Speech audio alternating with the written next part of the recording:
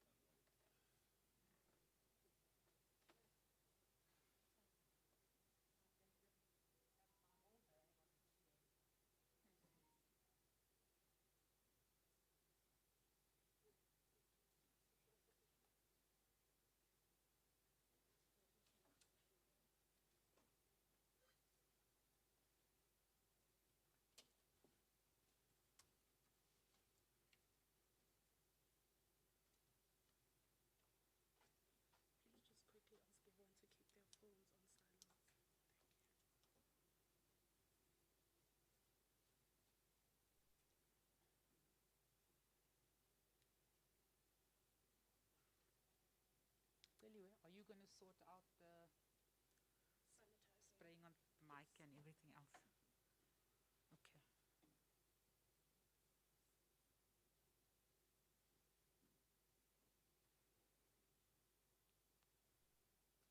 Okay, I have one last question.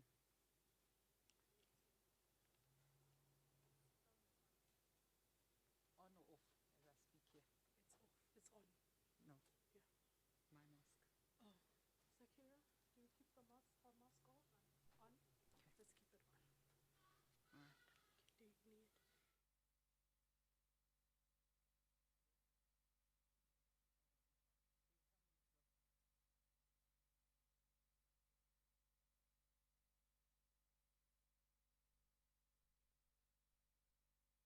And then the mic, this one is going to.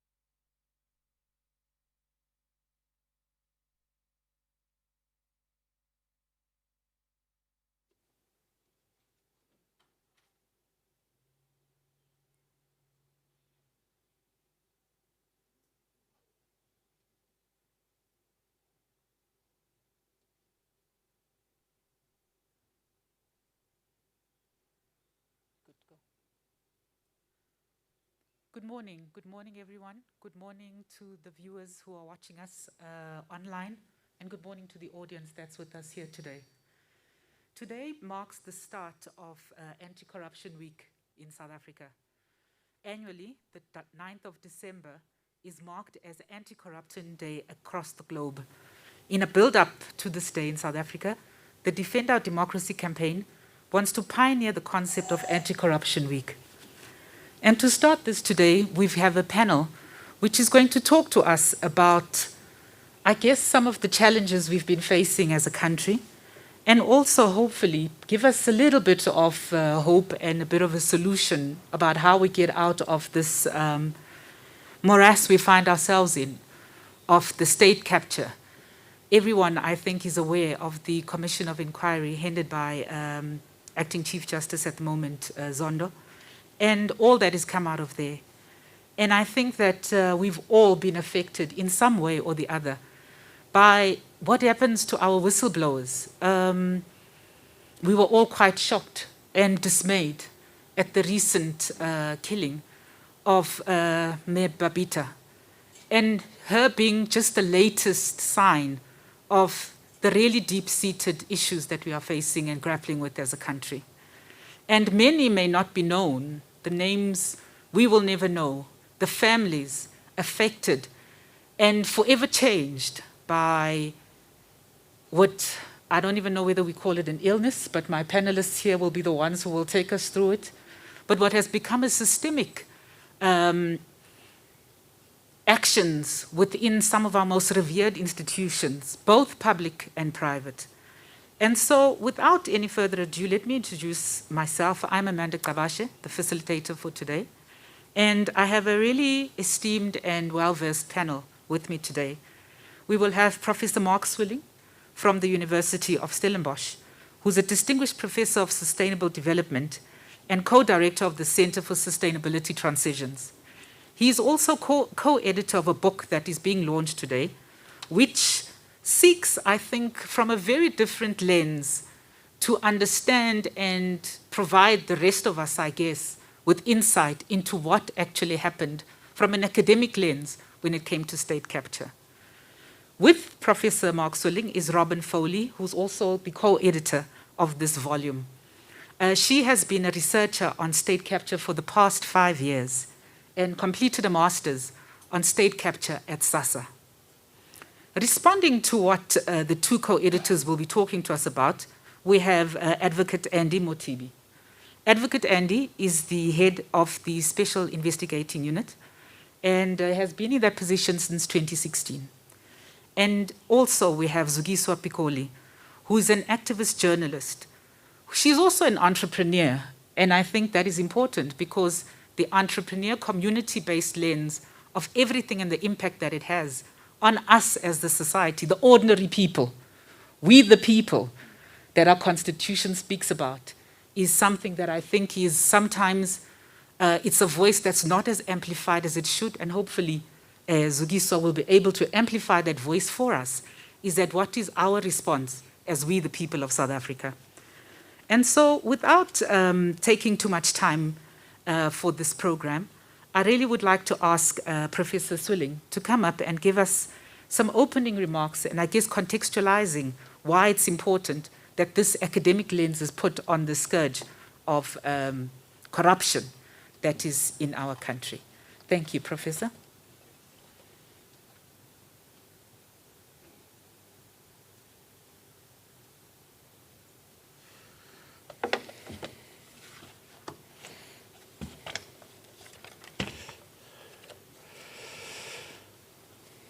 Okay, thanks very much.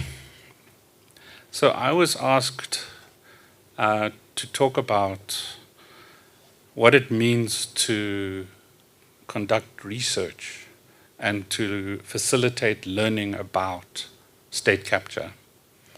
My colleague Robyn will go into some of the themes that we explore in this new book, The Anatomy of State Capture, which has 19 chapters and is the most comprehensive review of state capture across not just the usual suspects, which are the state-owned enterprises, but also the security cluster, SASA, and beyond the state to the Bosasa, Bain, Steinhoff, EOH, Hewlett, and all the consultancies like KPMG and so on. So it's a broad survey of the extent to which we have, as a nation, suffered the institutional meltdown of many of our core and most important public and private institutions as a result of the scourge that we have come to know as state capture. Amanda suggested that maybe we can talk about solutions. Academics, unfortunately, define our core task as asking the right questions in order to reveal patterns rather than prescribing solutions. In our other guise, as activists, yes, we can talk about solutions, but as academics, we rather provoke. So just in terms of a learning journey, for me, the start of this journey was an aeroplane trip from Cape Town to Johannesburg, where I was sitting across the aisle of BC Jonas when he was still Deputy Minister of Finance. And we know each other from the past, and we got chatting, and he handed his iPad over to me, and he said, "Read this." And it was an essay he had written about what was really going on. And it was deeply shocking. The only way I could describe my own personal reaction to what I read was the sum of all fears. And that was really the beginning of the journey, because from that shock, I then started looking around the academy and asking, who's doing research on this? And basically, Nobody. And so what we then did as a group of professors from different universities is get together and say, let's bring out a piece of research as quickly as possible that, to use Pravim Gordon's phrase, joins the dots. And that was the Betrayal of the Promise report that came out in 2017. That was followed by a book called The Politics of State Capture in 2018, and now this is the third publication, The Anatomy of State Capture. And I just want to, just following that theme of joining the dots, as academics, we're not necessarily there to reveal stunning, new, scandalous individual acts of corruption or state capture, but rather to gather what might have been reported in newspapers or in court cases or investigations. There are 28 large-scale 20 investigations that we refer to in the book. To gather these together in order to identify patterns. So what the challenge that we face in South Africa is we kind of buried below a mudslide of data, of information, of incidents, of reports, of testimonies, of people on our TV screens, and we're almost punch drunk. It's almost too much to process, and that's really what our job is as academics, to kind of identify the patterns and give meaning to those patterns so that people can relate to them. As human beings, we need a certain level of reduction in order to comprehend a particular reality. We can't understand the full picture in all its complexity.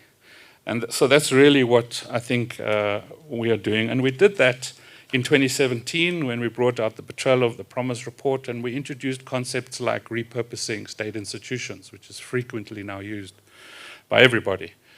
We brought in concepts such as state capture is a systemic process, corruption, which is different from corruption. You can't have state capture without corruption, but you can have corruption without state capture.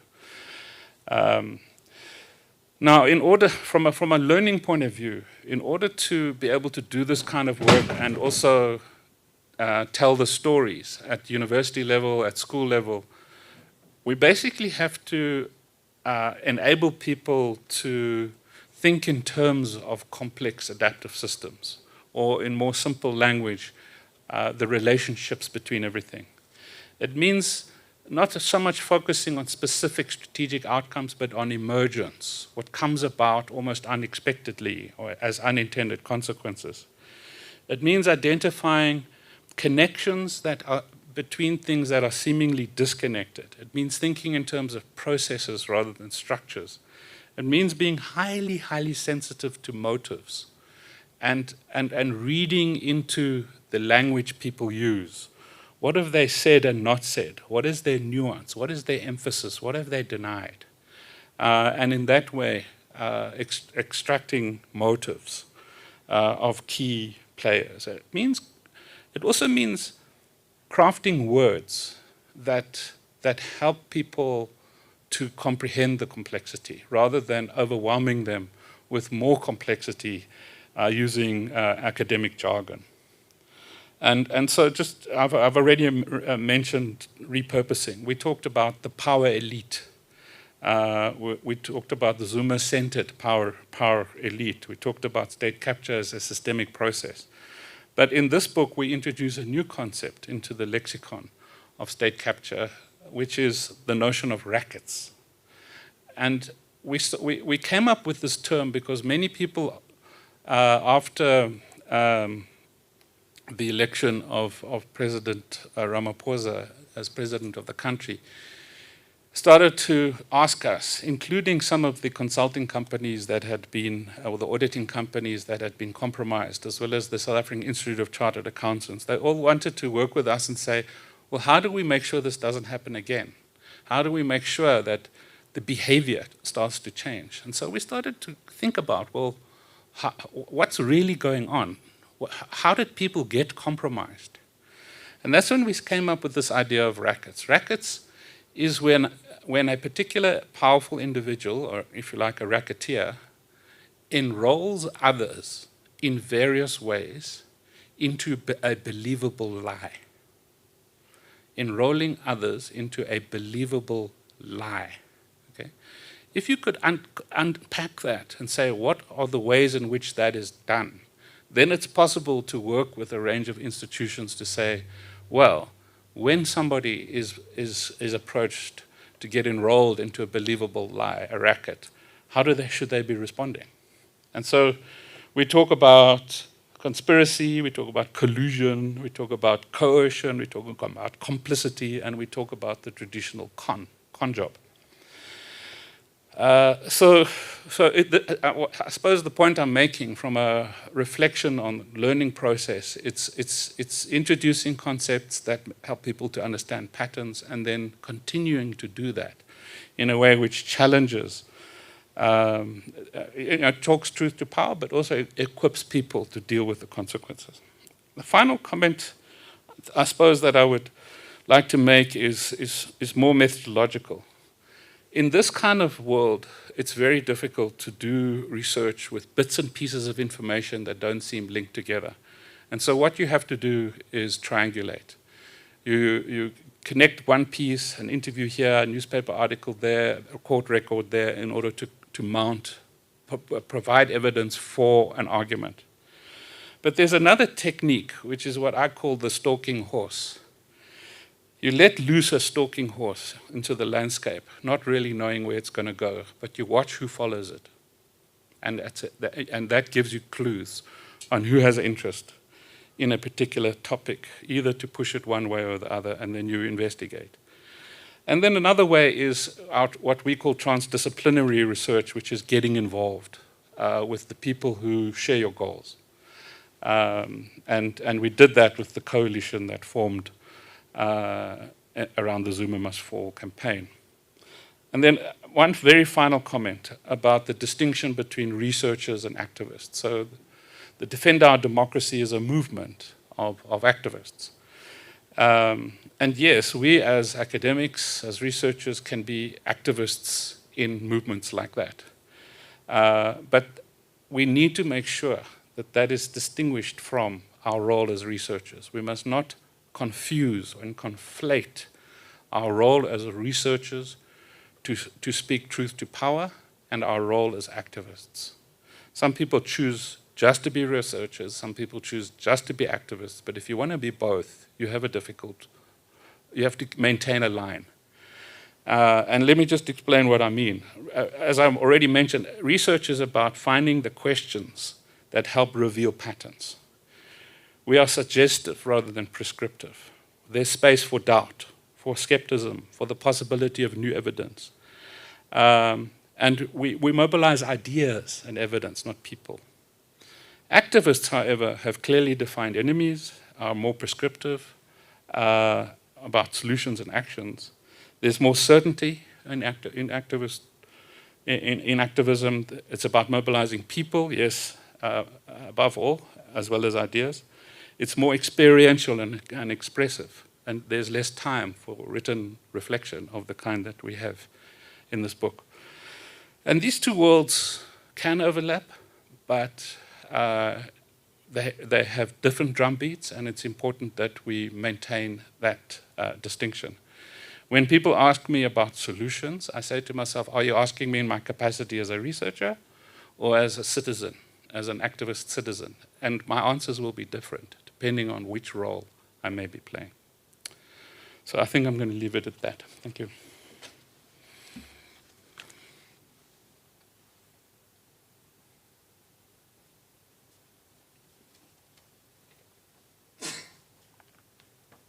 Thank you very much for that intro and actually even clarification, Professor Swilling, because it is important that, I guess for me, even the academic lens on this is an important one because it helps expand even the understanding of the how and the why, and possibly gives tools to the activists among us in charting a course which is much more, I'm going to say scientific, but following our hearts with science behind us. So Robyn, I think you should come up and just highlight some of the key focus areas and take forward the themes as Prof. Swilling has started laying them out about how we got to this publication, Anatomy of State Capture.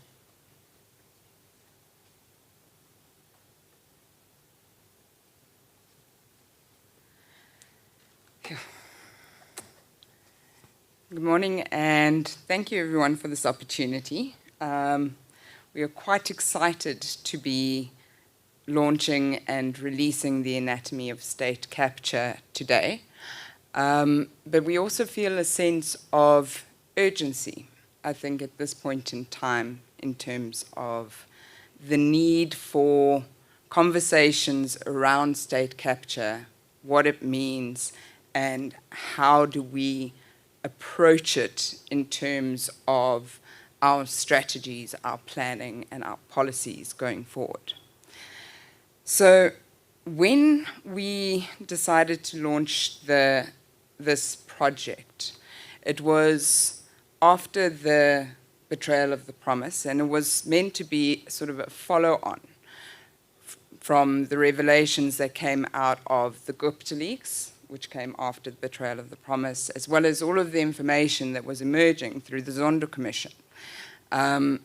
But when we all got together as a bunch of contributors, of academics, of civil society organizations and journalists, and we started to reflect on what is this thing called state capture, this big name, or as the former president would have it, a politically decorated term. And what enabled it? When did it start?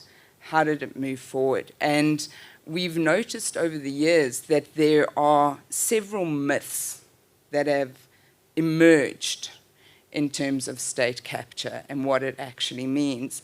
And we needed to take the time to actually take a step back, put what happened under the Zuma administration within context of our past, of our different sectors, different industries, different role players, and the political dynamics that were unfolding at the time.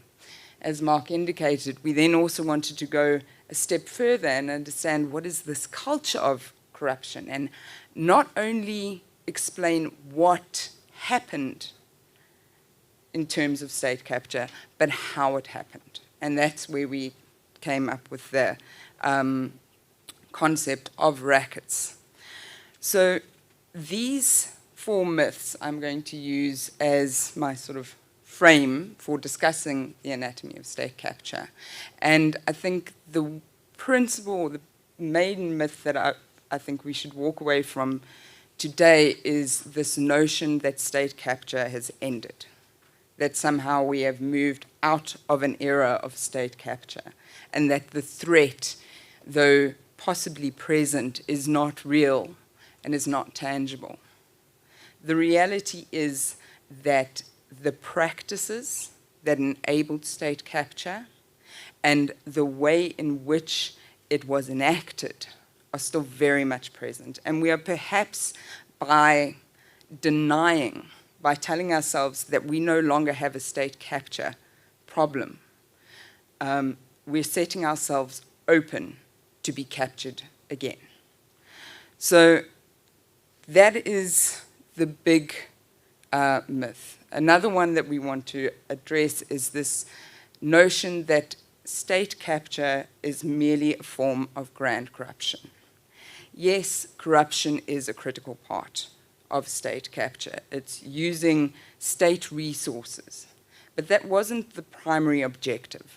That wasn't the underlying goal of these different individuals coming together and organizing to either repurpose an institution such as SARS or SASA or the state-owned enterprises.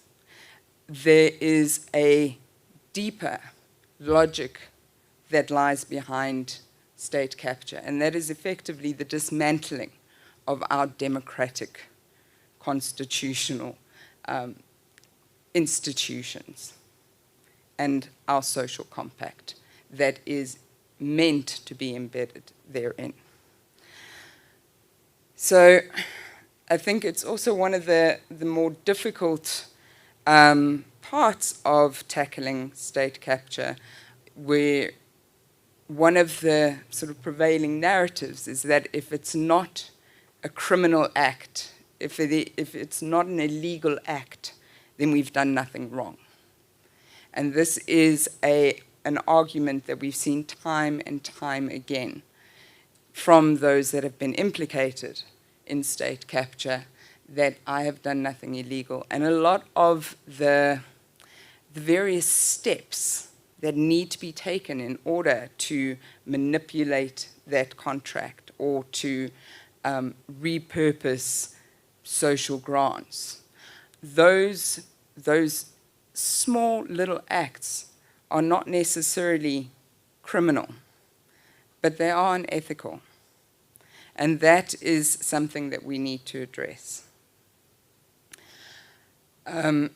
So when we look at the various chapters, we also need to identify that certain institutions that were captured were repurposed for motives other than pure looting and extracting money from the state. We identify three primary sort of strategic organizing motives and objectives that, when we look at the variety of institutions that were captured, all focus on building, maintaining, and consolidating power and control over the state within the hands of a few elite, something that is fundamentally undemocratic at its core and goes against the principles that are outlined within our Constitution. These three objectives are, firstly, yes, the extracting and the controlling of rents within the country and within the state. The second is the weakening of accountability, and that we saw through the dismantling of, or the hollowing out of law enforcement. So we have a chapter on that, and we outline that. It also meant the capture of the State Security Agency, as well as then other complicit private sector actors, the guardians of governance, if you will, being complicit in terms of not reporting and not holding others to account. The role of Parliament is, of course, a very crucial one, and this is where we also need to reflect in terms of how civil society and we as citizens of the country hold those in power to account, and how do we improve that active participation in terms of our democratic process. The third objective is the maintaining of legitimacy. And this is where we see that another myth, that it was just Zuma and the Guptas, and that those were the only network, they were the master puppeteers, if you will, is incorrect.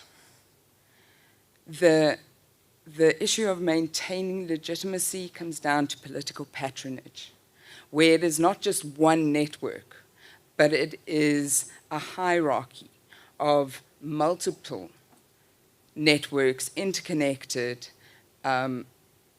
all functioning on a protection racket, if you will, where we've seen at local level how local municipalities, these sort of, I want to say, mafia type of relationships between the political elites, even at a local level, business and how they operate, emerge. And the protection that we saw, say, for instance, in the case of Bosasa, where we saw it go from just instances of corruption to being highly politicized in terms of support for particular factions within the governing party, and particularly then attaining that protection from prosecution that came thereafter.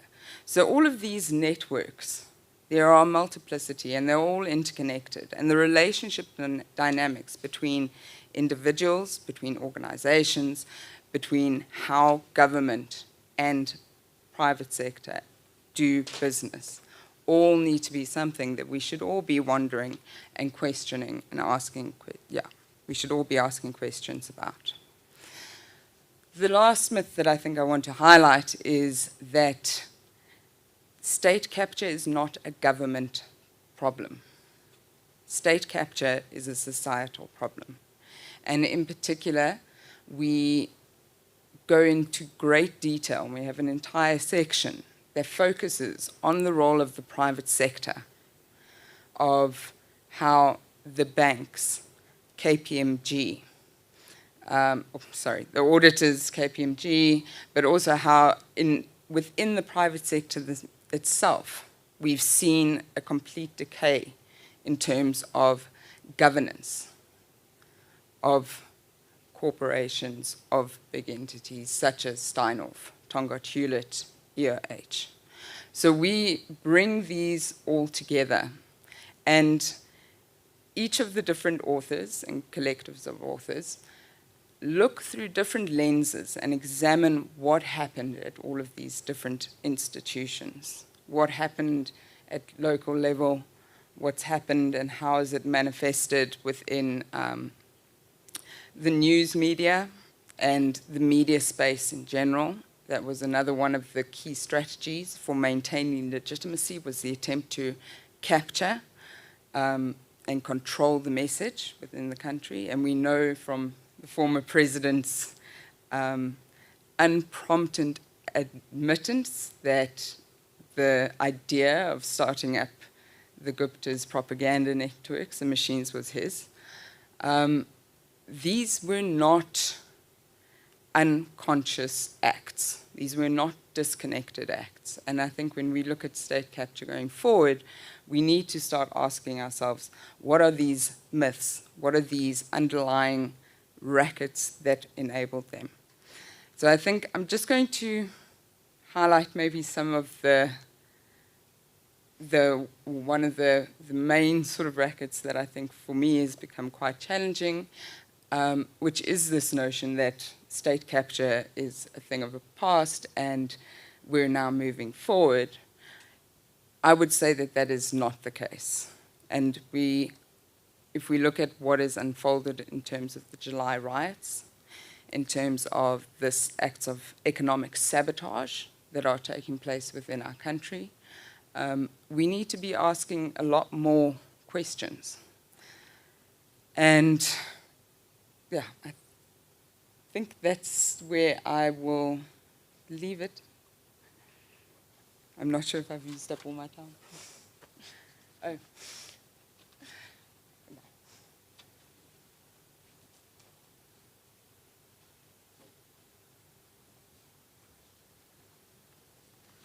Thank you, Robyn. And I think for me, the takeaway is that state capture, it's a societal problem.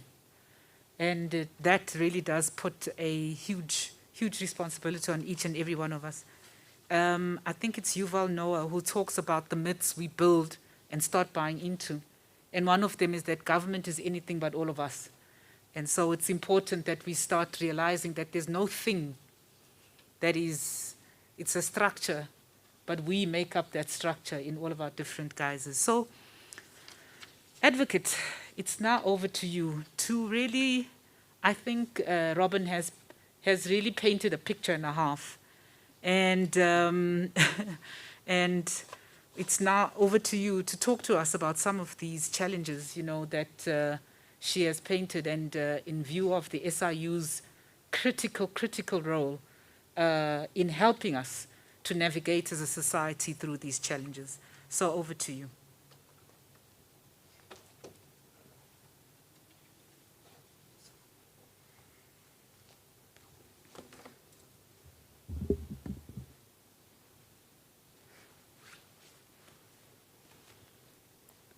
So thank you. Thank you very much, Program Director, the fellow panelists. It's really a pleasure and privilege to be invited to participate in this very important initiative that marks the beginning of the Anti-Corruption Week, which is recognized worldwide by governments and societies. Our government is no exception. We also mark the International Anti-Corruption Day, which is the 9th of December, but there are activities that are marked towards that. I need to just make sure that I stay within my time limit, which is, I'm told, is about 10 minutes. So we, from this Special Investigating Unit, we really support any initiative that would make sure that we galvanize the society and the whole of society, that is, towards just enhancing this fight against corruption. Although our legislative mandate as the Special Investigating Unit says we exist to fight serious maladministration, malpractice, and corruption. So, having listened to the two speakers, Professors Robyn Foley and Mark Swilling, Professor Mark Swilling makes a comment that you can have corruption without state capture. You can't have state capture without corruption. I really took interest in that kind of a line. But of course, I also took notes of various comments.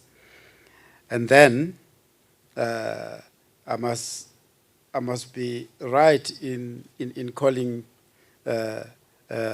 Robyn a professor.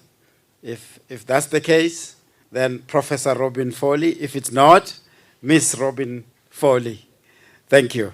Ms. Robyn Foley makes a comment and says there is this notion that if you have not done anything illegal or criminal, then you have done nothing wrong. I took interest in that comment because part of our mandate as a Special Investigating Unit is that as we investigate, we have to make sure that we look at a myriad of causes of maladministration, malpractice, and of course corruption.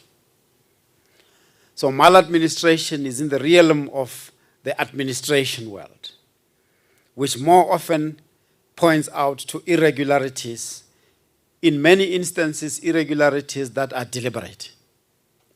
And deliberate to ensure that they undermine the sound administration of the state. And there you are, of course, in the realm of non-criminal acts. But it's still so important that those acts have to be dealt with and dealt with effectively. And of course, ultimately, just analyze what were the causes to ensure that we deal with them either proactively to improve the administration of the state. And malpractice is almost in the same realm, and corruption is, of course, criminal. Fraud, theft, and all of that. So as the Special Investigating Unit, we investigate across all of those buckets: maladministration, malpractice, corruption. And when we pick up that there's evidence pointing to maladministration, we ensure that action is taken against anyone who is responsible at all levels of the state institutions. And you may find that there are private sector players that are also involved. And we have, in various investigations, picked up evidence of collusion, with collusion pointing from private sector individuals or companies colluding with state officials to ensure that there's acts of maladministration, acts of malpractice, acts of corruption. And in that way, and the major part of our investigations has been in the procurement space. Understandably, that is really where the fiscus is, the purse, and that's where the money is. And I'm really glad that the academic work that you've done, the research that you've done, has actually revealed some of the findings that we find in our investigations. So I would like to just just refer to the National Anti-Corruption Strategy that was championed, of course, by government, but as inclusive as possible, so that the whole of society approach refines expression. We participated as the Special Investigating Unit in the development of that strategy. It was developed under the auspices of what's called Anti-Corruption Task Team, where all the law enforcement agencies and other departments are represented. And we were privileged to have the role of a project management, or support the role of a project management. And in fact, I've looked in the audience, one of the former project managers of that strategy is here today, Mr. Kugen Pillay. Well done on really facilitating that process. And that process led to the ultimate strategy, which was adopted by Cabinet. The strategy has got various structures that it envisages, reference group, which is constituted by government, civil society, labor, and all of that. Where we are at the moment is that strategy really has to be rolled out now. It has to be rolled out, and that strategy envisages a number of pillars. And I'm just going to quickly go through those pillars. The strategy envisages or provides that it's got 6 pillars. The first one, promote and then encourage active citizenry, whistleblowing, integrity, and transparency of all spheres of society. I know today there's elements of whistleblowing, there's elements of active citizenry in what is it that we're really seeking to do. The second pillar is advance the professionalization of employees in all sectors to optimize their contribution to create a corrupt-free workplace. Enhance governance, oversight, and consequence management in organizations. Improve the integrity and credibility of the public procurement system. And in this regard, we know that there are a whole lot of activities, including the review of the public procurement legislation. And we look forward to all members of society in contributing into the review of that legislation, just so that we're able to preempt what we have learned out of the investigations that we conducted, so that we stop the repeat of what we have seen before. The fifth pillar, strengthen the resourcing, coordination, transnational cooperation, performance accountability, and independence of dedicated anti-corruption agencies, like the Special Investigating Unit. In terms of the National Development Plan, our country has adopted a multi-agency approach. So we operate as multi-agencies to ensure that this fight against corruption is really optimized. The last pillar, protect vulnerable sectors that are most prone to corruption and unethical practices with effective risk management. Now, this being the 6 pillars of the strategy, we are really, really encouraged that this initiative will, amongst others, just see to the mobilization of the whole sectors of society to ensure that the fight against corruption is optimized. But I would like to just, the brief that we got when we accepted the invitation, and thank you really for ensuring that we got the invitation, or for extending the invitation. We appreciate and really are humbled to participate here. Our investigations as an entity focus on ensuring that we deal with the allegations that are reported to us effectively. We receive allegations from all various of sectors of the society, including state institutions.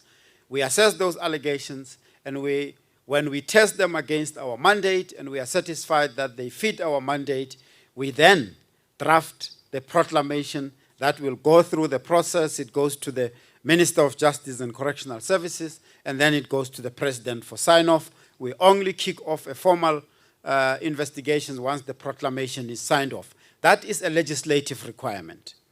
Contrary to various public views that the proclamations are initiated from the President's side. The allegations are reported to SIU, and we process that. So as we investigate, we reach in the main the outcomes where there's various irregularities in maladministration, malpractice, and corruption, and other offenses. We then have civil litigation process that would say we have identified that through this act of maladministration or corruption, the state has lost funds, and we have the mandate, legislative mandate, to go and recover the monies. We used to do that in the high courts, but there's delays that we have experienced now, and we are really delighted that the President proclaimed the special tribunal in 2019. We have seen, and I'm really hoping that as you follow on this space, you have seen the kind of value and the speed that we are able to litigate at the special tribunal. Now, one of the other outcomes, of course, is that when we investigate, we find that the state officials that participate in all of these irregularities and so on, so we have to make sure that there's consequence management for those. And the consequence management, which is meted out through a disciplinary process, is the responsibility of the accounting officers and accounting authorities. But we work closely with them, we give them the evidence, and we ensure that they act upon those who are guilty of all of these acts. So when we find that there's criminal acts, of course, corruption is a crime, and other offenses, by law, the legislation that regulates our work says when we have that evidence, we have to hand it over to the NPA. And of course, with the expectation that the NPA will execute its legislative mandate to decide whether to prosecute or not to prosecute. Our first preference, because we would have satisfied ourselves that there's prima facie evidence that requires XYZ to respond and to be charged, our first preference is to ensure that those people are prosecuted. And of course, we work closely with other regulators to ensure that those who are guilty of offenses and have contravened the regulations are dealt with by relevant regulators. An example here is referrals of evidence to South African Revenue Service where there has been infractions around income tax. Right, I would like to just now, in the few minutes that are remaining, just say we have investigated in various institutions. And I had the names of some of the companies that we found when we investigated. And I think one of them, and I'm going to mention it because that is public, the EOH, which you mentioned. We have investigated irregularities and some of the allegations in the Department of Defense. We've investigated in the Department of Water Affairs and Sanitation, and we've found that there's almost common modus operandi, common methods of committing these irregularities. And EOH themselves have come out to the public and said, they've agreed to settle, an amount at the Department of Defense, but that's after we had investigated. Another big investigation we did recently is the one, of course, around the COVID-19. Well, not necessarily COVID-19 itself, because that's the realm of the Department of Health. We investigated after the state of disaster was declared in 2020, because we started seeing this COVID, in 2019, December, January, February, March, the state of disaster was declared. And there were regulations that were issued by the National Treasury to say for government to assist, in the fight against this COVID-19, there is leverage on state institutions to procure PPEs and to build up infrastructure where it is necessary to combat this COVID-19 impact. But guess what? What we have seen when we received allegations now out of that is that it was actually seen by the corrupt as an opportunity to steal money and fleece money out of the state. And I'm talking both by its private sector players and by state officials. So in summary, we have investigated up to now, and we've reported it to the parliamentary committees. We have reported irregularities and contracts that were reported to the Special Investigating Unit. All of those contracts that were alleged to be irregular numbered to 4,302. And the value of all those contracts valued at 4.8 billion. And it included about 2,421 service providers. Why am I mentioning all of this? Is that the allegations really pointed to a whole lot of allegations. And we started investigating around, the proclamation was issued around May, June in 2020. We are almost nearing the completion, and we will be submitting the final report to the President now in December. Now, what have we learned from all of these investigations? What have we found as a modus operandi? And some of this have bearing from what Robyn Foley has said and Professor Mark Swilling have said. We have found, as part of this network of committing this act of maladministration and corruption, that collusion with supply chain management officials, bid committee members, service providers really played a big role. If you read our report that we published in February, or on the 5th of February, the President authorized us to publish that report. There's a whole lot of observations that we make, including this kind of collusion. We found a whole lot of deviation and in the emergency procurement process and a whole lot of abuse. We found, of course, evidence that also points to some pressure which was exerted on the officials, inadequate gaps in the systems and processes. We've also found that there was wanton disregard, ignorance of guidelines that were given by National Treasury. We found cover coating, splitting of bids, just to make sure that they come within a specific amount. Goods and services supplied were not aligned to what was required. Products specified did not meet specifications, and inflation of prices and overpricing. This is just but amongst others. We've also found that there's a whole lot of inaction on the part of the senior management to take action against those who are responsible. So to date, we have submitted to the special tribunal that I mentioned cases out of these COVID-19 investigations, cases valued at 1.9 billion that are at the special tribunal that needs to be adjudicated. Our first most intention is to recover all the money. Of course, is subject to adjudication. We have referred about 148 cases to NPA for prosecution. We have referred about 127 state officials to be disciplined. We have referred other regulatory actions to state institutions to take action, including blacklisting of these companies that are involved. So that is, in brief, what were the outcomes of this big investigation that we were busy with.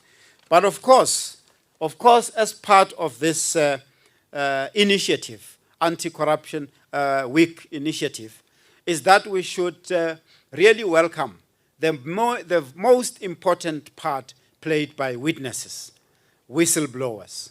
And it really saddened us. It really saddened us, to say the least, when that cold-blooded killing of our colleague, Ms. Babita Deokaran, happened. And we did go out as the special investigating unit that she was a witness as part of our investigations. She provided SIU with valuable information that led to the findings, particularly in the Gauteng Health Department, where we have made several findings of irregularities, corruption, and some of those cases have been to the special tribunal, and we've managed to save in one contract more than 127 million through the assistance of the information that we got. But colleagues, we've got the legal framework in South Africa to protect witnesses, protect whistleblowers.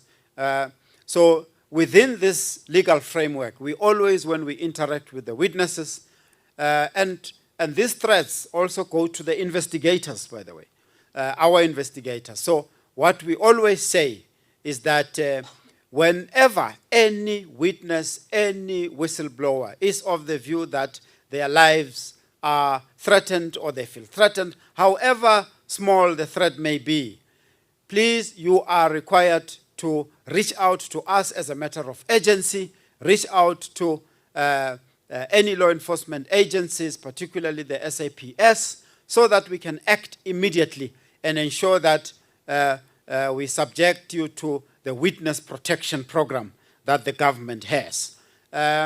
So with the reports that came after the killing of Ms. Babita Deokaran, some of the family members even pronounced themselves that at no stage did she even ever feel that her life was at stake.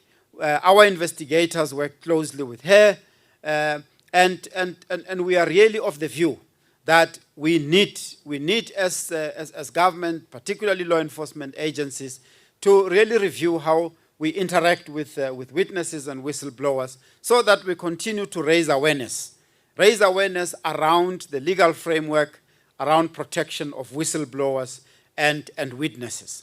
So there is an initiative at the moment driven by the Department of Justice to review the current legal framework in view of the experiences we've had over time, in particular what happened to our colleague Ms. Babita Deokaran, to enhance the processes of interacting with witnesses and whistleblowers. I did indicate that the threats also go to our investigators. We've got about few investigators that have come up whenever they realized that their lives are threatened, they've been followed, and then they come up and report, and we do ensure that we take measures to get them protected. And we've got a few of them in some of the high-level cases where we have provided them with protection. But so I would like to ensure that, as I close, that we would like to really encourage the witnesses and the public to continue to report these acts of corruption. It is only through active citizenry when matters are reported, and only through effective investigation, and only through gathering of credible evidence, and only through ensuring that there's consequence management, civil litigation to recover money stolen, prosecution and consequence management of holding officials to account. So if we do that, we will collectively win this fight against corruption, which has been characterized by a culture of impunity. The networks that resulted in what is called, the state capture, and we eagerly await the report of the Zondo Commission. We welcome the book that is really launched today. We will, as part of our research, we will read through what the academics come out with their research and findings so that we can enhance our investigative methodologies to enhance our investigations. Thank you very much.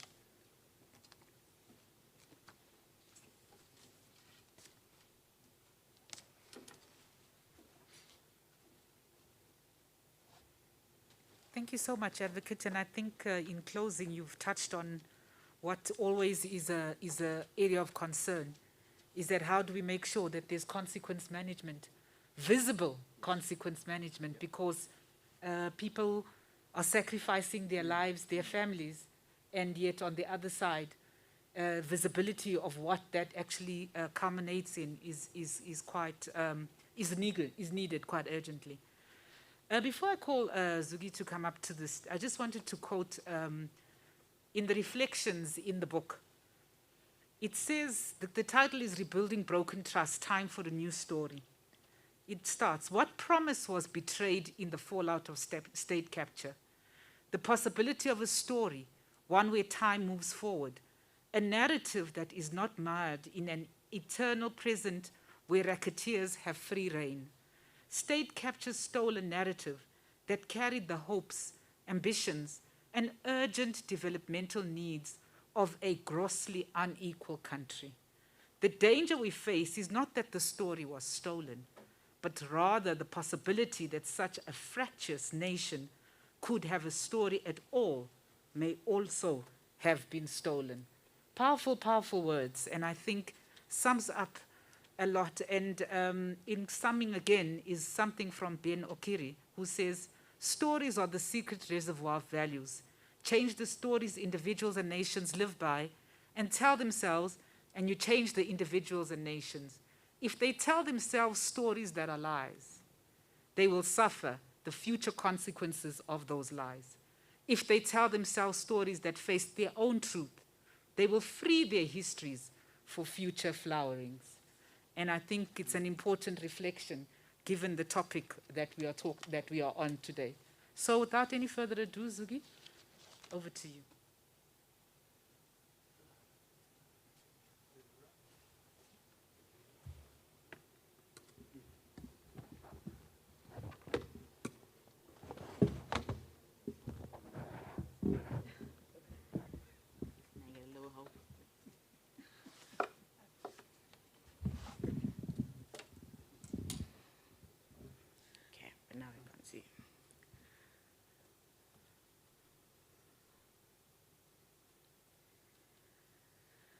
Molweni, good morning.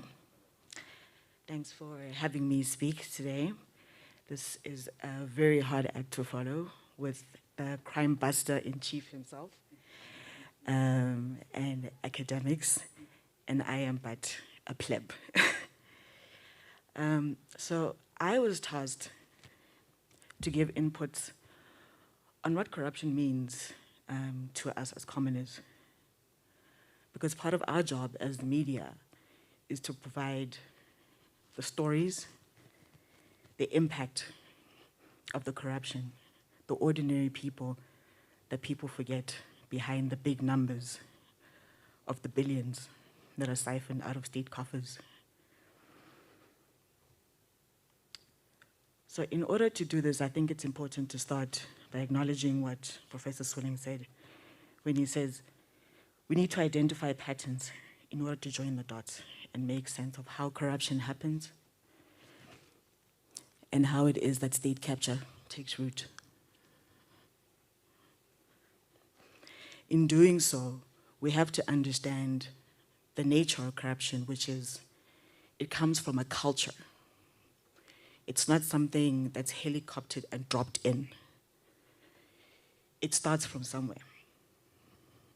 Corruption didn't start in 1994, predates that. Corruption didn't start with the Zuma administration. It didn't end when he left. It's still here, it's amongst us. Even at our lowest during COVID-19, where people are dying of a pandemic, corruption still takes root, and hundreds of millions are being pilfered. So I think it's important to provide examples. What does corruption look like? Basic examples. So, for example, when the Department of Basic Education is found to be complicit in COVID-19 pilfering, what does this mean? It means that the resources that had been allocated for learners in basic education institutions had now had to be diverted in order for PPE to be acquired that wasn't necessarily necessary. It means that money that could have been used to improve the infrastructure in schools, like sanitation, so children don't go to school and die, has now been taken and reallocated and used elsewhere. It means, for example, service delivery is impeded in townships. When you open your taps and dirty brown water comes out and algae eking out of the taps because of the poor maintenance by the municipalities. They're not maintaining the pipes. Where has that man gone to? It's been pilfered. It means refugees being bullied before they even get to Home Affairs offices by security guards who stand and ask them for, not ask, demand money before they even get a chance to sit inside the offices in order for them to get their documents certified. It means the people of Ekurhuleni who 21 years later, after being put on an RDP housing list, still don't have their houses. They still live in the informal settlements. And yet, across from the informal settlements, they see the houses that they were promised, and there's people who now moved in. How are those people moving in there? So, when, for example, Robyn speaks about governance, these are the issues that are at play. Clearly, there's a governance issue because whose job is it to make sure that the deserving get the houses that they need? Whose job is it to make sure that municipalities deliver the services promised to ordinary people? And then, of course, when big consulting and audit firms like KPMG and McKinsey found guilty by government of collusion and implicated in state capture, but they continue to thrive because, well, they have built-in budgets for these transgressions, right? At the Zondo Commission, the DCJ actually praised McKinsey for paying back the 870 million that they were involved in with Transnet and SAA. I'm not sure why they were praised, because that was taxpayer money. Should have never gone to them to begin with.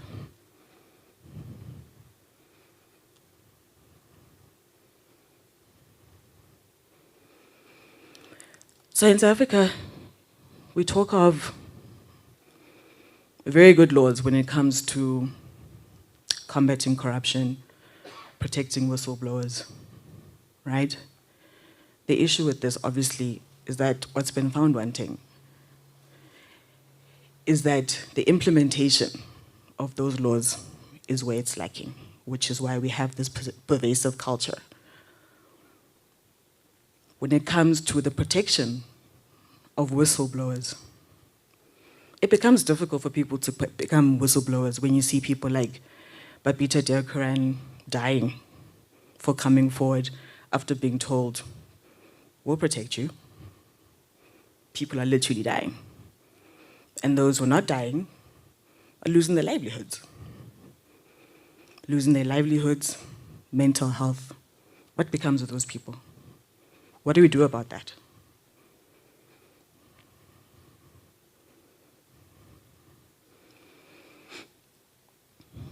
As somebody who works within the civil society space, I often see report after report that talks about corruption, right? Open Secrets produces reports on the private sector, Lawyers for Human Rights on the state of refugees, Treatment Action Campaign on the health sector.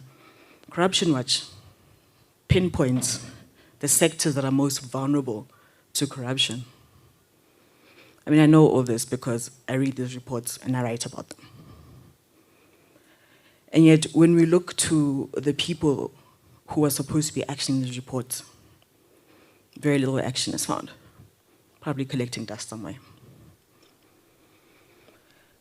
So one of the most popular peddled myths is that state capture and corruption are victimless crimes. That's not true, there's victims. I've named a few.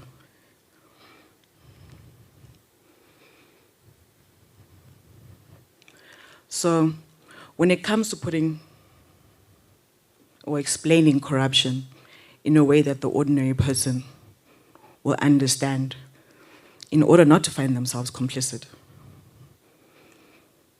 we have to break it down in, I guess, as crude as examples, the ones that I've made.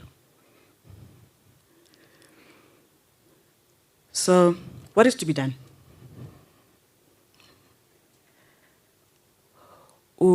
Tatu Mothibi talked about this very great concept here called the National Anti-Corruption Strategy. A noble endeavor indeed. I do also want to reference, before this National Anti-Corruption Strategy came by, in 2009, a businessman called Hugh Glenister litigated relentlessly against the disbanding of one of the country's premier corruption-busting units called the Direction of Special Operations, colloquially known as the Scorpions. At the end of the litigation, the court held, and I'm going to read what the court held. First, it impressed the need to combat corruption, a force which threatens to foul at the knees virtually everything we hold dear and precious in our hard-won constitutional order. Corruption was said to undermine human dignity and the advancement of human rights, disproportionately hurting the poor. I want to repeat that part. Corruption was said to undermine human dignity and the advancement of human rights, disproportionately hurting the poor. So, it's not about the billions, it's not just about the money. It's about the fact that people's human rights are violated with impunity. Second, it found that the state is constitutionally obliged to establish and maintain an independent corruption body. Although the Constitution doesn't expressly command it, it was said to require such a body. Section 7.2 of the Constitution obliges the state to respect, protect, promote, and fulfill the rights in the Bill of Rights, implicitly requiring that it do so reasonably and effectively. As corruption undermines these rights, the obligation extends to anti-corruption measures in determining what are reasonable and effective measures. The majority turned to Section 39(1)(b), which directs that when interpreting the Bill of Rights, to include Section 7.2, a court must consider international law. The court also turned to Section 23.2, which provides that an international agreement approved by Parliament binds the Republic. Relevant international law included an interlocking grid of conventions, agreements, and protocols, which variously require independent anti-corruption bodies. And as a result, reasonable and effective measures under Section 7.2 required the same. Now, the Directorate of Priority Crime Investigation, popularly known as the Hawks, was found to not be sufficiently independent. The majority accepted that relevant international law requires independence within a state's own legal conceptions, and that South Africa's constitutional structure necessitates political accountability.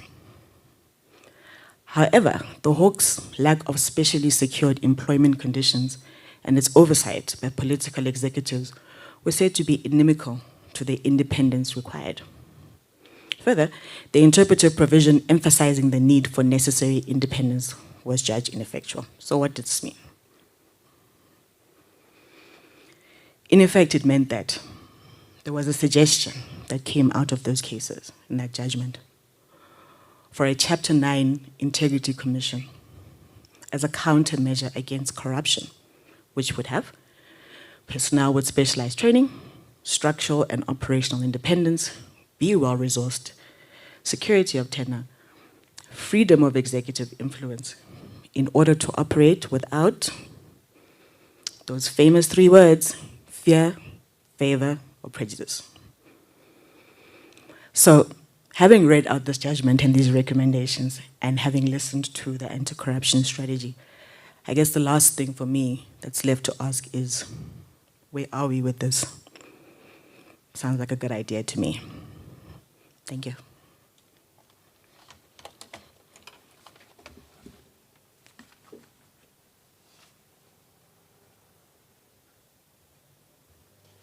Thank you very much, Zukiswa, for that.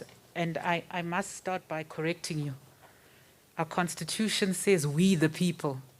So your voice is actually the most important one, because if we the people are not heard, then everything else that is being done here, who is it being done for, if not for we the people?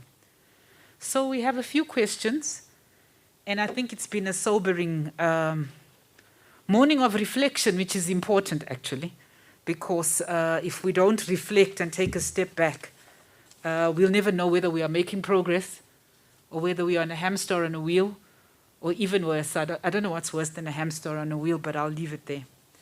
So before I go to the questions that we've received from our audience, I do have a question. There are mics on the floor, and I think Prof. Mark and Robyn, this for me is for you, but integrating with what the advocate just spoke about with the pillars of this anti-corruption strategy. And I'm hoping my question makes sense, is that what patterns have you seen emerge, and those patterns, are they aligning with where the pillars of this strategy are seeking to focus? And why I ask this is because sometimes we start reacting without this information that you say you have there. And for me, is this the correct trajectory and application that starts answering to some of the things that have emerged in the research?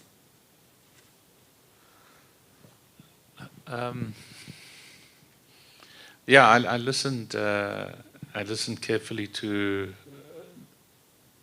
the discussion about the pillars. I'm also a member of the National Anti-Corruption Strategy Group, although I haven't attended very well recently.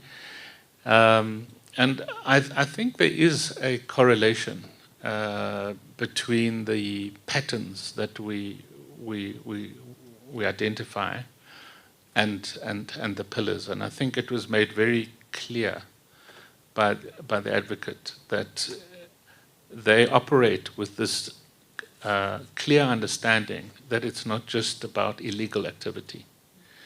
It's about legal activity, which is maladministration. And that's a really important statement to make.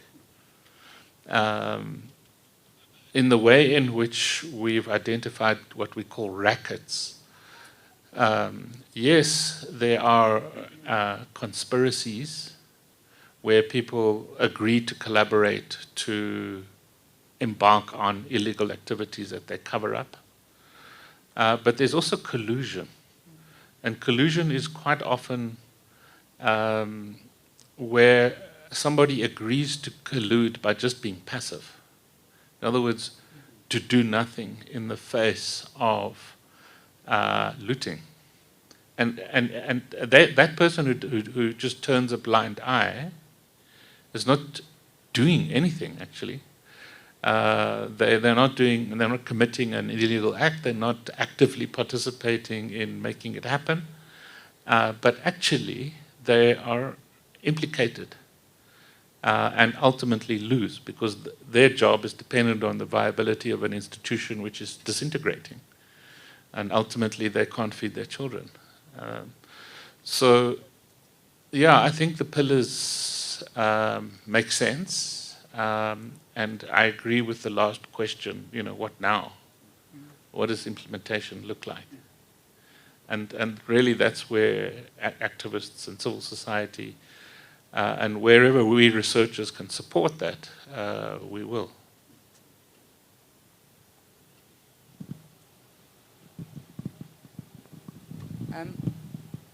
I don't think I want to add anything to what Mark has said. I do agree with what he's highlighted.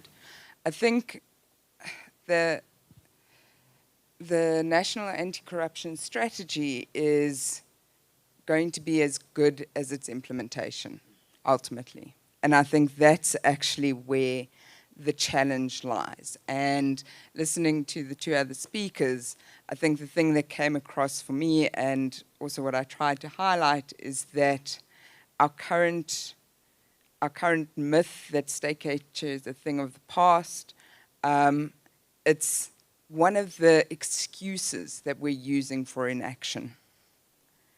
And for this issue of inaction is actually the biggest challenge. And as with all the support that we can provide in terms of the National Anti-Corruption Strategy and government's activities, the questions that I want to put out is, what are all the other sectors of society doing? How do we understand our democracy in terms of all of the other role players? And I think this is where inaction needs to be called out, because there are no explicit, or in some cases there are explicit legislative and formal frameworks that guide in terms of our expectations of how we hold these other sectors of society, private sector, accountants and journalists, how we hold them to account. But there are other methods and other mechanisms and other ways in which we as a society need to agree what is acceptable behavior and what is not. And for me, one of the reasons that I'm sort of saying that we're actually in a worse off situation is we can just look at what is happening within the private sector.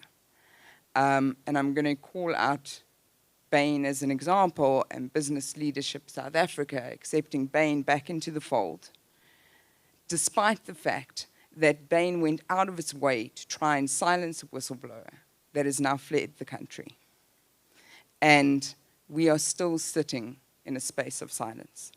So silence and inaction, and we need to reflect further than just what is government's role, but what is every sector of society's role in terms of addressing state capture.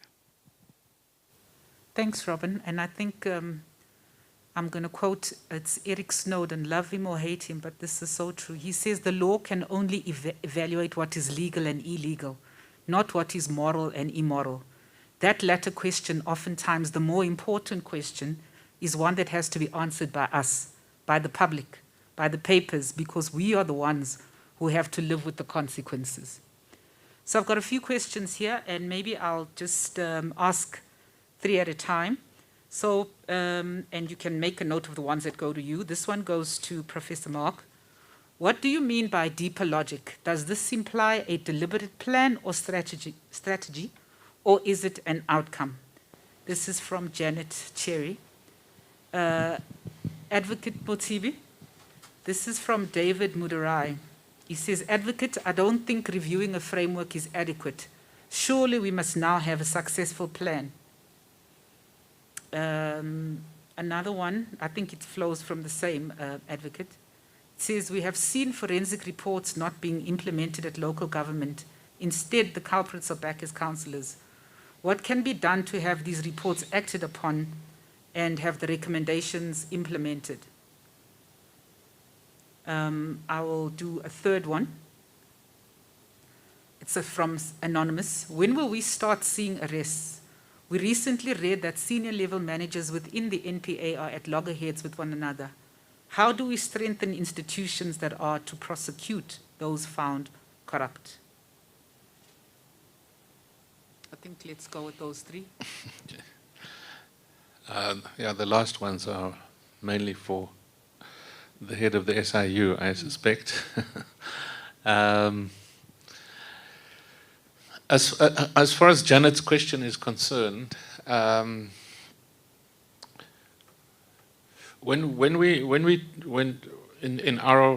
the three publications that we have put out on state capture, we have been cautious to avoid suggesting that there is a well-organized conspiracy.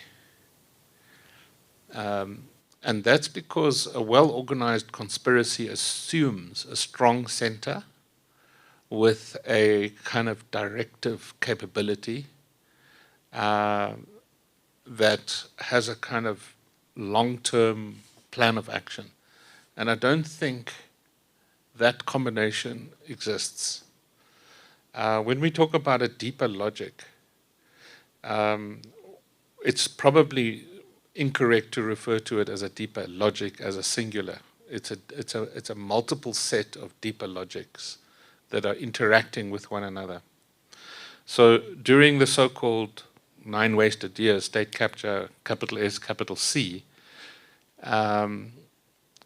it was a Zuma-centered power elite, but with a multiplicity of kitchen cabinets located in different centers of power who kind of competed with one another for their particular agendas, for their attention of the kind of patron-in-chief, in order to influence more tactical decisions. So it's a kind of slightly ramshackle kind of affair, that where these multiple elites or these multiple kind of kitchen cabinets shared an understanding that this was a time for eating. This is a time for looting. This is a time for grabbing. This is a time for repurposing. This is a time when you can achieve what you could not ordinarily have achieved if you were staying within the law and within the Constitution. But there were different agendas competing for who is going for what and how.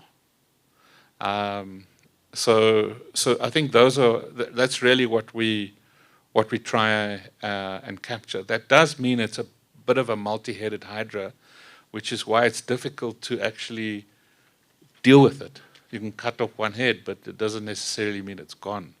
And that's why the sore thumbs approach is a problem. You know, just let's get rid of a few sore thumbs and we'll go back to normal. That really doesn't identify these deeper logics.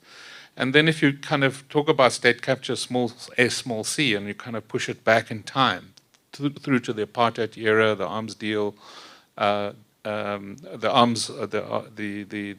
arms industry and the collusion with the banks, etc., which we have a chapter on. And then if you pull it through and you also recognize the wider context of how Steinhoff emerged and basically pulled off 106 billion rand heist. Now put that into perspective. VBS is only 2 billion. The Guptas probably took out 40 billion. You know, Steinhoff is 106 billion. You know, let's just put this into perspective. And for years, there were very respectable people on the board, very respectable auditors signing off on those accounts, and they were rotten to the core. And that exists within a wider society where that form of behavior is in a sense signed off by very respectable people. And that's the real problem.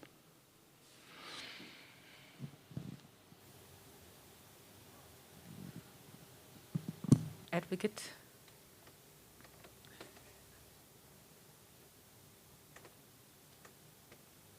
But before you start, just a small aside, I've asked my teenagers, do they understand how much 2 billion is? And they don't. And so as you are sitting there, 106, I think we're all calm, but that is, you know, it's mind-blowing. It really is mind-blowing. And what you could do in a country like ours. Advocate. Thank you. Thank you for those questions. Look, I think we agree. We agree with the comment that says reviewing the legislation on its own is not enough. But it's a very important aspect because as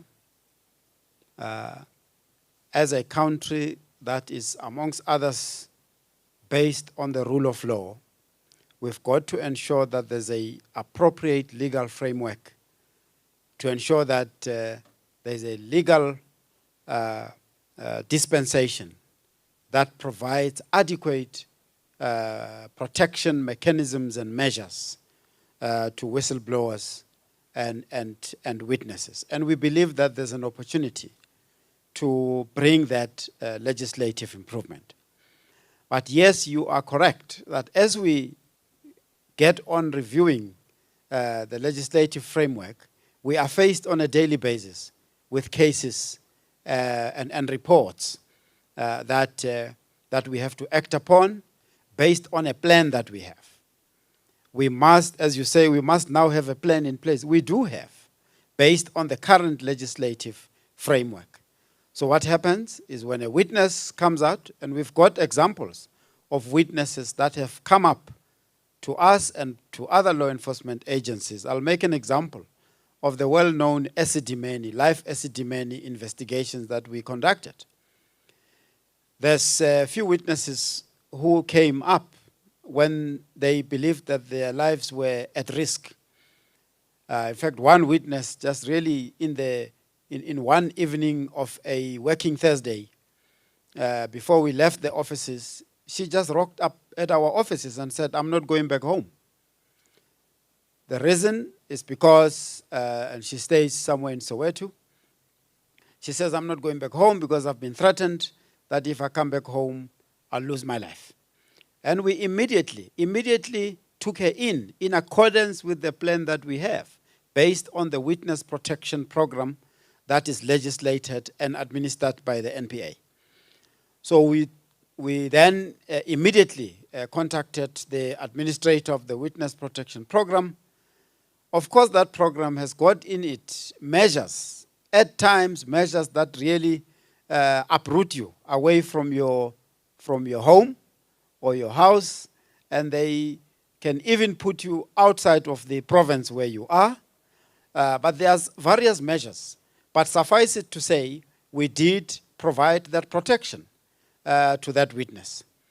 There's other examples that I can quote, but I think it's really suffice to say it's a two-pronged approach. It requires a plan, yes, instantly and in place to deal with daily cases that we face, but based on the experience that we have picked up and the observations, is that, of course, there is an urgent need to review the legislative framework to provide further measures. And those other measures could, of course, include, how proactive we become when we deal with witnesses and whistleblowers. Over and above saying, no, you must really report to us, but we also need to be proactive and engage on an ongoing basis with these witnesses. But the nature of that engagement, I'm sure, will be, devised and provided for with the legislative framework that we are looking at. What can be done to have reports actioned? I have emphasized that amongst others, it's really our observation that this inaction that fuels the culture of impunity, inaction to take action when there's a requirement to, whether it's consequence management through disciplinary action against officials at any level in the state institution, or prosecution, or civil litigation to recover. And in the past few years, since, and I can speak particularly in the special investigating units, almost 4 or 5 years ago, we decided as part of a new strategy, and we make that observations at the time, that part of what contributes to this perpetual acts of maladministration and corruption, it's simply because people have got the view that nothing will happen to me. And we needed to deal with that. And we believe that we have changed that strategy to date. We can demonstrate that there are people at all levels who are held to account, and they are disciplined to ensure that they face consequence management.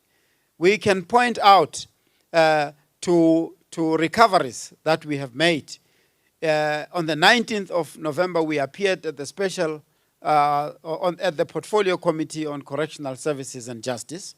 Amongst others, we reported that some of the performance targets there, the actual amount that we have recovered in that financial year, and that is money in the bank from various acts of corruption and maladministration, we recovered close to about 2 billion money in the bank. And what have we saved? We've saved more than about 2.7 billion that we have saved. And I reported today that we've got about 1.9 billion of cases at the special tribunal, which has to be adjudicated, and we will follow up to ensure that they are adjudicated effectively so that we can recover those monies.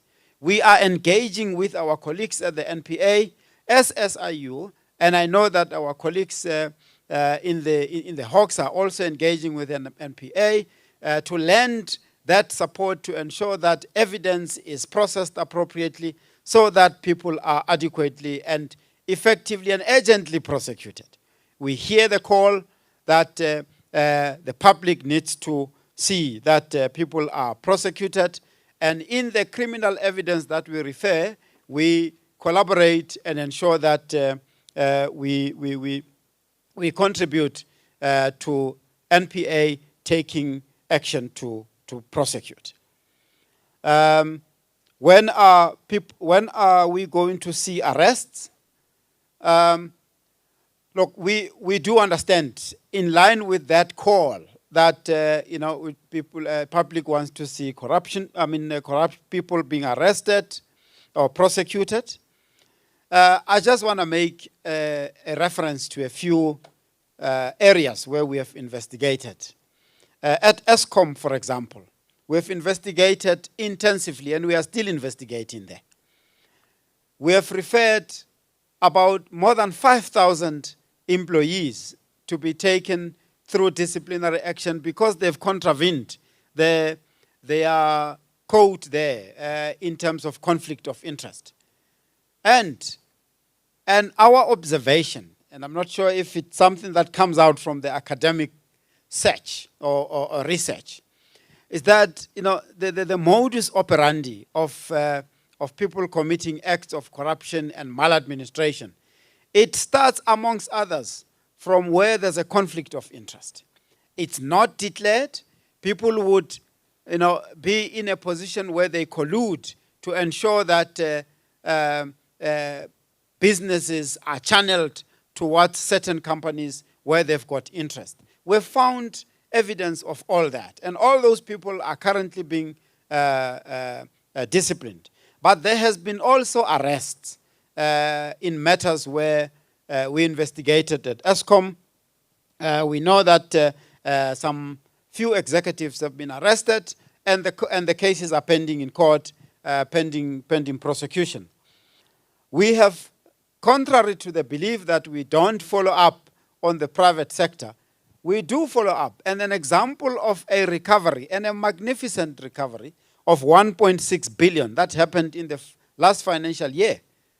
An international company called ABB, we investigated and found that they overpriced in Eskom, and again, we also found that there's a measure of collusion in how this overpricing happened, right? We quantified, of course, with the assistance of experts, we quantified that they overpriced Eskom in regard to those matters we investigated at the time to about 1.6 billion. And that money has been paid back by that company. Of course, a related question is, all those who are involved in those irregularities needs to be disciplined and prosecuted, right? So there's also some arrests that, of course, I can mention as examples in the asbestos case that you have seen has been so publicized in the Free State, where various law enforcement agencies, including SIU, were involved in the investigation. There has been various arrests in the PPE investigations that we have conducted. Some directors of companies and state officials in various provinces have been arrested. But of course, we do understand the call, of course, for speeding up those processes to ensure that prosecution follows. And of course, our colleagues at NPA, and I know that we interact with them quite regularly, they are really determined to ensure that within the legal framework, based on the assessed evidence, the prosecution is conducted. So we believe that they will really do their best to ensure that those prosecutions follow in various other investigations. I would like to also just add on here, in terms of the sector approach on the pillars of this National Anti-Corruption Strategy, for a few minutes. The sixth pillar speaks about vulnerable sectors and the risk assessment. That pillar is so focused on the prevention side of the fight against corruption. And we would like to make sure that society participates in all the initiatives that the government has put in place. We have various forums or sectors, for example, that we have identified as priority to be pilots. The president signed and established the Health Sector Anti-Corruption Forum in 2019. That Health Sector Anti-Corruption Forum has worked so hard to ensure that there's various investigations, various proactive measures that are taken, and civil society participates in that forum, business, government. Now there's two forums that have now also been established, and we would like to make sure that we perfect all of these forums. Local Government Anti-Corruption Forum is one of them. There's a comment around local government. We want to make sure that that forum, with the inclusion of local government stakeholders, participate at that forum. And you're welcome to reach out to us so that you can be part of that, so that civil society can participate and see for themselves how is it that cases are speeded up, and call out those areas where there is a delay so that matters can be speeded up. The last forum that is now currently in place is the Infrastructure Built Anti-Corruption Forum. That one has been established to ensure that the infrastructure built, there's an anti-corruption framework that deals with that space. And again, it also includes civil society, it includes business, it includes government. So I make a call that civil society and a whole members of society should reach out and understand on how these forums function. We will increase on the awareness part of how these forums function. This can only assist us in ensuring that there's participation of the whole of society in the fight against corruption. Thank you. Thank you, Advocate. Quite a comprehensive response, and I think it covers some of the other questions that were raised. But Robyn, I'm going to put you on the spot a bit to ask you to just pull us together. But there's a question here from the Children's Radio Foundation which says, how do we rebuild state capacity, especially of the ways our institutions have been gutted? I'm aware that, as the professor eloquently put it, that academics draw the patterns. It's not for solutioning, but you know, a sense of hope is required, actually. Otherwise, you know, when you hope is the fuel that gets us over the line and says we will do our bit to change this.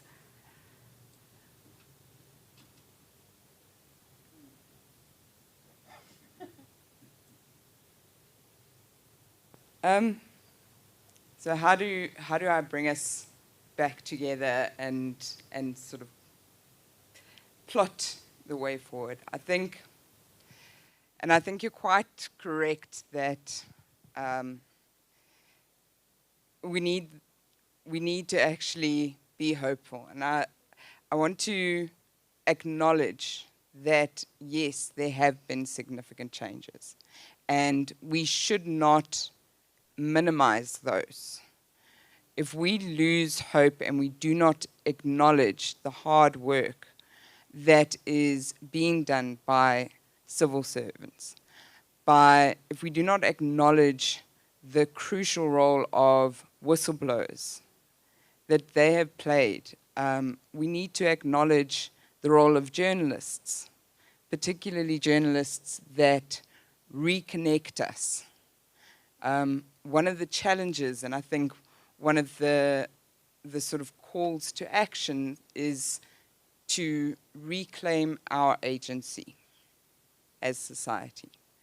And where we see those doing and progressing and having the will to implement, the will to action, we need to support them if we do not act ourselves.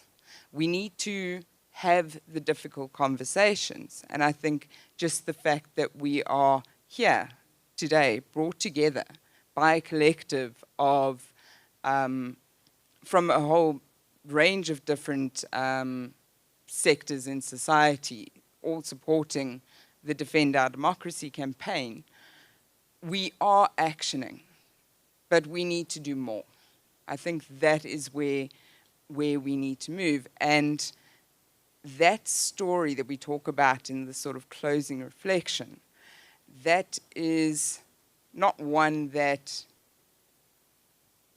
we as academics would want to define, or that any singular body or entity can actually determine. That story of our future South Africa, of one that seeks to provide a better life for all, a non-racist, non-sexist, equal society that is just, where we can all thrive, is one that we collectively need to author.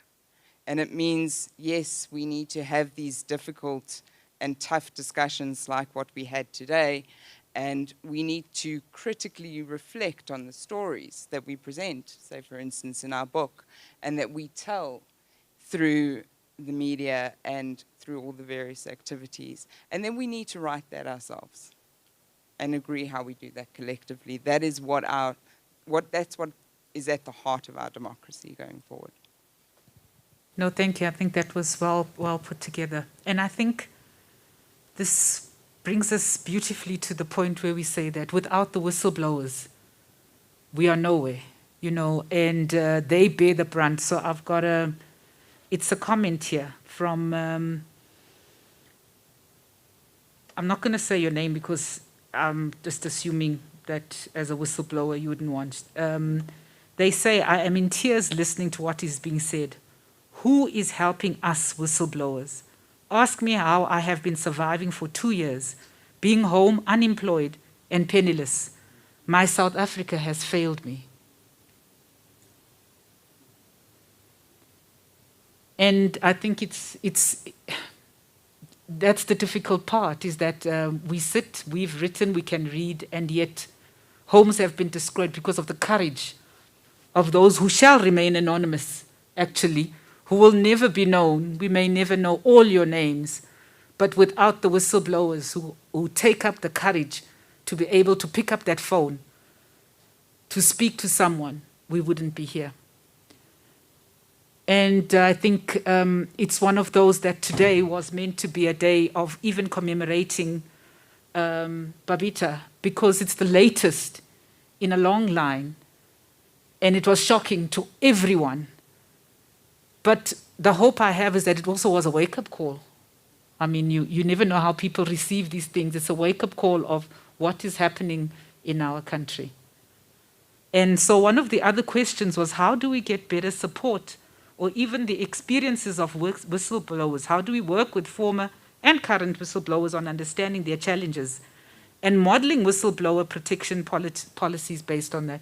And I don't think the answer is going to come here, but it's something that we also need to be thinking about. I think you've explained quite well, Advocate, how hard it is to actually even go into the witness protection. You know, it's not an easy decision because it really does uproot, but there are people out there who, for the sake of South Africa, it's we the people. Zugi, we the people. So with that, I'd like to thank you very much. I think it's been an awesome and inspiring day, sobering, but I think there's hope. And I encourage really reading the book, because for me, the end, the editors, despite everything, are quite hopeful. But it's we the people who bring that hope to life. There's a question here about where do they find the book, because I don't think we've lighted where it can be found. So Robyn, as I call Celiwe to come and just give us a closing about the rest of Anti-Corruption Week. So the book can be available. It's free to download. So I think on the social media of Defend Our Democracy, they'll likely post a link, but you can just Google it. It's in Google Books, and it's also available on most of the sort of large online bookstores, that you can download it for free. If you want a printed version, there is a cost that entails, but effectively we did write this not for the purposes of profit, so we want it to be available as far as possible.